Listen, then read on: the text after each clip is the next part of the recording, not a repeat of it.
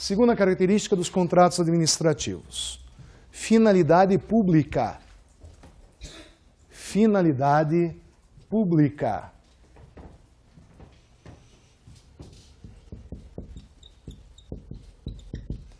Até aqui nada demais, né? Preocupação com os interesses da coletividade, tanto faz se é um contrato de direito privado ou um contrato administrativo firmado pela administração pública. A administração pública, ela só é voltada à realização dos interesses da coletividade. Então, não é aqui uma característica que chame tanto a atenção assim. Mesmo assim, eles perguntam em prova. Tá?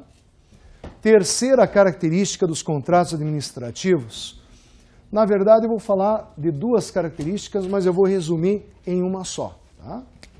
Forma prevista em lei. Forma prevista em lei. Forma legal.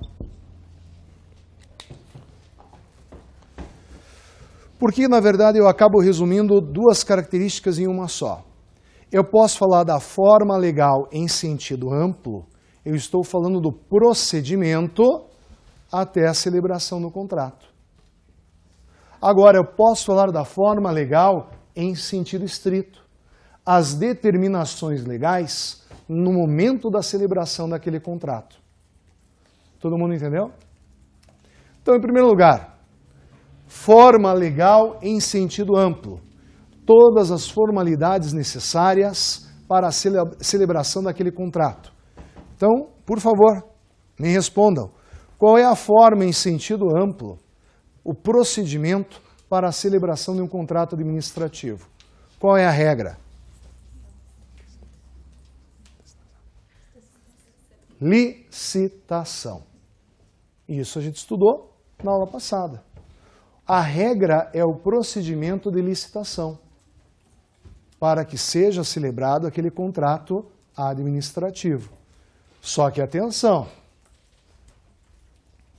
mesmo quando a administração pública não realiza licitação, tem um procedimento. Mesmo nos casos de dispensa e inexigibilidade, tem um procedimento. Porque o administrador público vai ter que justificar, né? Lembram disso? Se é uma hipótese de dispensa, se é uma hipótese de inexigibilidade, tem que justificar. Por que não está realizando uma licitação? Não deixa de ser um procedimento, por mais simples que seja. Claro, pessoal? Todo mundo entendeu? Agora, o contrato administrativo tem uma forma específica que tem que respeitar o que diz a lei. Contrato administrativo tem uma forma específica que tem que respeitar aquilo que determina a lei.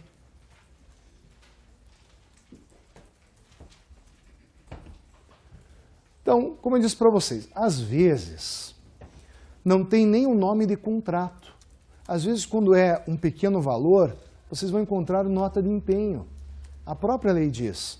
Às vezes não precisa ter um contrato, é uma nota de empenho, tudo bem. Tem um acordo, tem ali contraprestações envolvidas. Todo mundo entendeu? Agora, o que eles perguntam na prova, que é isso que acaba nos interessando, né? Esse é o ponto principal. Primeiro aspecto que eles vão cobrar de vocês sobre a forma legal. Não se admite contrato administrativo por prazo indeterminado. Podem anotar isso. Artigo 57, parágrafo 3º da Lei 8666 de 93. Não se admite contrato administrativo por prazo indeterminado. Certo, pessoal? Todo mundo entendeu? Então, veja, quando é um contrato de prestação de serviços, que eles acabam chamando de contrato administrativo, mas no fundo, às vezes é um contrato de fornecimento, não é tecnicamente um contrato administrativo, como eu já disse para vocês. Quando acontece ali muitas vezes um contrato de fornecimento, o que você acaba estabelecendo ali? Tem um prazo para acabar aquele contrato, previsto ali no instrumento contratual. Tem um prazo. Qual é normalmente o prazo de vigência dos contratos? Contratos administrativos. É o período de 1 ano, é o ano civil, né? Então vai ali de janeiro até dezembro. Tem normalmente o prazo de 12 meses. Lógico, existem alguns contratos que fazem parte ali de planos plurianuais, que podem ter uma vigência maior.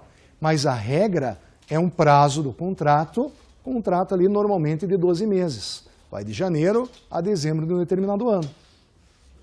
Todo mundo entendeu aqui? Então tem uma data para acabar aquele contrato. Da mesma forma, quando é um contrato de obra pública, tem um viaduto lá perto da minha casa, faz 30 anos, né, que é para construir aquele viaduto, nunca termina. Então é um contrato por prazo determinado? Não. Tinha uma data para entregar aquele viaduto. Tinha um prazo estabelecido para aquele contrato de obra pública. Só que tem que analisar caso a caso, houve algum problema, houve mudança de governo, mudou a política pública, fica aquele esqueleto muitas vezes horroroso, fazendo parte ali da paisagem. Todo mundo entendeu? Mas quando foi celebrado aquele contrato de obra pública, tinha uma data para ser entregue. Se ele não foi respeitado, é outra coisa, mas tinha um prazo estabelecido. Todo mundo entendeu? Claro aqui? Então, não se admite contrato administrativo por prazo indeterminado. Isso é algo que faz parte da forma legal. Vocês também vão ler ali a partir do artigo 56, e não tem como fugir disso, né? Artigo 55, artigo 56. Vocês vão ver quais são as cláusulas essenciais de um contrato. Aquilo que tem que fazer parte de um contrato. Né? Normalmente nós temos as cláusulas de execução e as cláusulas financeiras. Cláusulas de execução, como será executado aquele contrato, e as cláusulas financeiras, forma de pagamento, muitas vezes as garantias e assim por diante. Agora, as cláusulas essenciais, não é tão comum eles perguntarem numa prova objetiva. Mas já que está previsto em lei, eles podem perguntar qualquer coisa. Certo, pessoal? Todo mundo entendeu? Um cuidado que vocês têm que ter, em especial com o artigo 60, é o seguinte. Isso é complicado até quando eles cobram na prova. Até quando eles cobram na prova. Vejam só. A regra é, não se admite contrato verbal. Esta é a regra.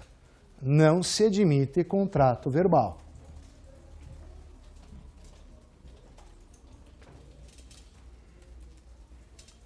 Então, os contratos administrativos, em regra, são contratos por escrito.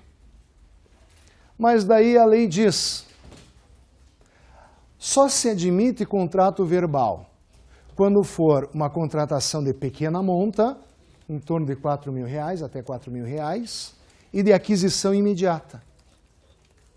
Só que daí eu pergunto para vocês, isso é contrato administrativo? Contrato verbal e de aquisição imediata de um produto? O que é isso, na verdade? É um contrato de compra e venda, não é tecnicamente um contrato administrativo.